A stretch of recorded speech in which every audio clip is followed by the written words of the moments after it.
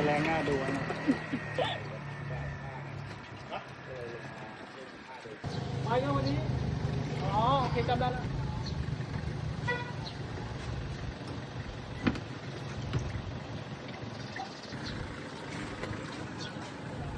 นี่มาถ่ายที่ไหนต่ออาทิตย์ไม่ได้แล้วแปลกนะผมจำที่ผิงไม่ได้แปลกนะผมจำที่ผิงไม่ได้จำตัวนี้นะครับไปเลยเนี่ยว่างพอดีเลยเป็นเรื่องที่ว่างพอดีเลยนะเรารู้กันรู้เวลา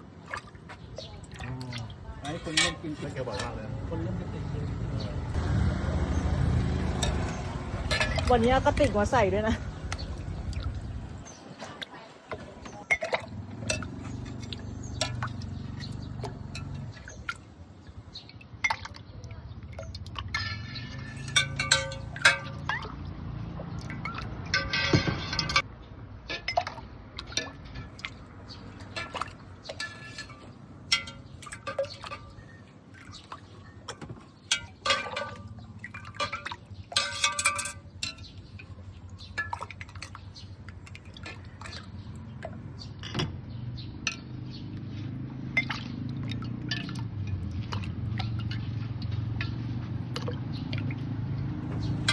พี่ช่องอะไรนะพี่ช่องอะไรทำอะไร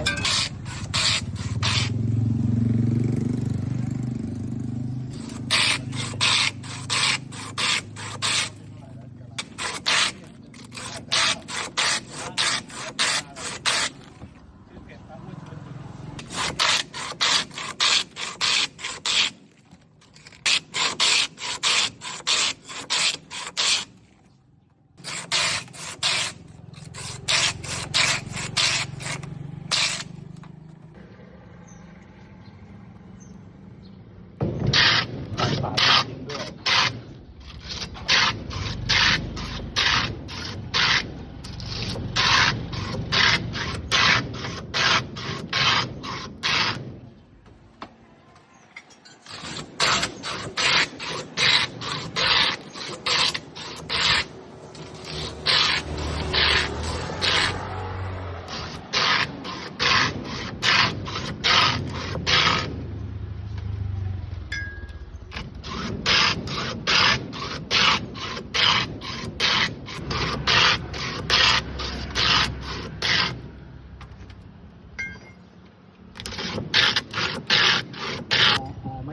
หอหมดหรือห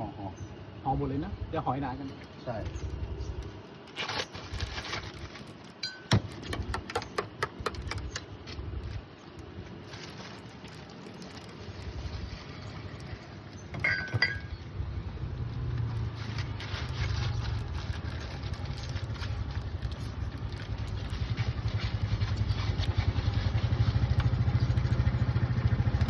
วันนี้คิวว่าง